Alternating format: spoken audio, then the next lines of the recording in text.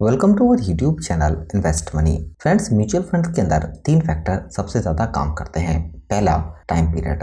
अगर आप mutual fund में पैसे निवेश कर रहे हैं तो टाइम पीरियड आपका कम से कम 10 से 12 साल का होना चाहिए। दूसरा, म्यूचुअल फंड्स के अंदर ऐसे फंड में पैसे को निवेश करें जिसमें गवर्नमेंट का फोकस ज़्यादा हो।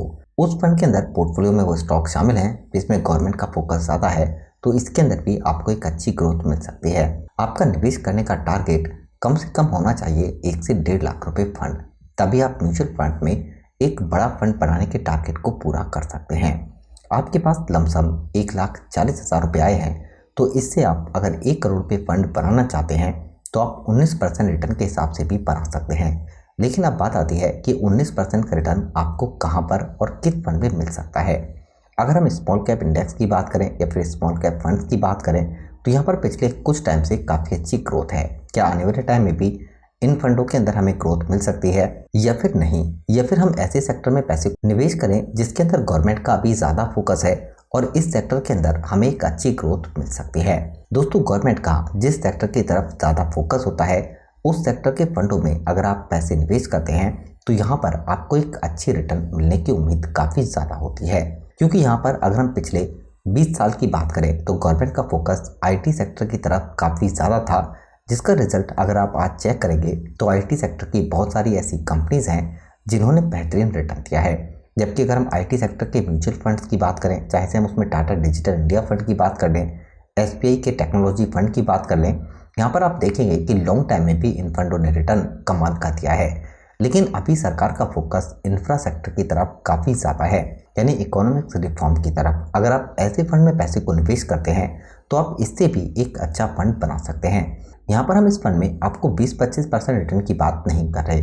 अगर आपको इस सेक्टर के फंड में सिर्फ 19% का भी रिटर्न मिल जाता है और आप सिर्फ 1,40,000 रुपये निवेश करके भूल जाते हैं, तब भी आप 1 करोड़ रुपये का फंड बना सकते हैं। क्योंकि आज हम जिस फंड की बात कर रहे हैं वो है कोटक का infrastructure and economics reform fund direct plan growth. दोस्तों, अब तक भी इस फंड ने जो रिटर्न है वो 19.19% दिया है, जबकि लास्ट 5 ईयर में 25% रिटर्न, लास्ट 3 ईयर में 31% से ज़्यादा का फंड का रिटर्न है। यहाँ पर 19% रिटर्न अगर आपको मिलता है और 1,40,000 रुपये आप लमसम निवेश करते हैं 7 साल के टाइम पीरियड के लिए, तो इसमें आप 4,73,000 रुपये का फंड बना सकते हैं, जबकि इसमें 3,33,000 रुपये का रिटर्न होगा। कंपाउंड रिटर्न से अगर आप अगले 7 साल इस पैसे को निवेश करेंगे तो आपको ज़बरदस्त बेनिफिट मिलेगा, क्योंकि 14 साल के अंदर 1,40,000 रुपये का आप निवेश करके लमसम 15,98,000 रुपये यानी लगभग 16 लाख रुपए का फंड बना सकते हैं और इसमें 14,58,000 रुपये का रिटर्न होगा। लेकिन अगर आप 21 साल तक पैसे को निवेश करते हैं तो 1,40,000 रुपये का आप निवेश करके 54,02,000 रुपये का फंड बनाएंगे और 52,62,000 रुपये का रिटर्न। लेकिन दोस्तों, 30 साल की अगर हम बात करते हैं टाइम पीरियड की, तो आप 1,40,000 रुपये का निवेश करके 2,58,00,000 रुपये तक फंड बना सकते हैं। लेकिन आपका टारगेट है 1 करोड़ रुपये फंड बनाने का, तो इससे आप 25 साल के अंदर भी पूरा कर सकते हैं। जबकि इस फंड के अंदर अगर हम रेटिंग की बात करें तो शानदार 5 है, जबकि यहाँ पर फंड के एनएवी का प्राइस 64 रुपीज़ है। लमसम आप जो पैसा निवेश करते हैं तो करंट एनएवी के प्राइस से ही आपको यूनिट अलॉट की जाती है। यहाँ पर लमसम आप कम से कम 5,000 रुपये से निवेश कर सकते हैं, जबकि फंड का AUM 1,477 करोड़ रुपये है। इतने पैसे लोगों ने इस प्लान में निवेश किए हैं। लेकिन अगर हम फंड के पोर्टफोलियो की बात करते हैं तो 53 स्टॉक हैं जिनमें पैसे को निवेश किया गया है। टॉप होल्डिंग में लार्सन एंड टुब्रो, भारतीय Airtel, UltraTech cement, AI engineering, solar industry, यानी कि कुल मिलाकर बेहतरीन क्वालिटी के स्टॉकों में पैसे को निवेश किया गया है। इक्विटी सेक्टर लोकेशन की बात करें तो कंस्ट्रक्शन के अंदर सबसे ज़्यादा 24% पैसा, क्योंकि इंफ्रा सेक्टर के अंदर ग्रोथ अगर होती है तो इसमें कंस्ट्रक्शन के जितने भी स्टॉक हैं इस सेक्टर को काफ़ी अच्छा बाउंस मिलने वाला है, जिससे आपको इस सेक्टर में एक अच्छी बूम मिलेगी। यहाँ पर अगर इसके अलावा बात करें तो एनर्जी सेक्टर और ऑटोमोबाइल सेक्टर के अंदर भी पैसे को निवेश किया गया है, जबकि फंड का बीटा 0.41% है, यानी फंड का बीटा कम है 1 से। इसका मतलब कि फंड ने कम रिस्क लिया है और प्रॉफिट ज़्यादा दिया है।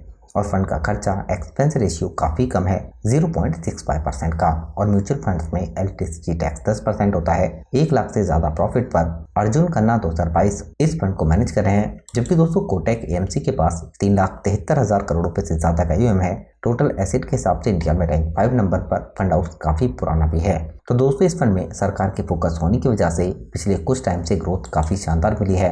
एक साल में भी फंड का रिटर्न लगभग 47% है। इससे हमें समझ आता है कि इस फंड के अंदर भी आपको एक अच्छा बाउंस मिल सकता है गवर्नमेंट की फोकस की वजह से। लेकिन शॉर्ट टर्म में म्यूचुअल फंड्स के अंदर करेक्शन जरूर आते हैं।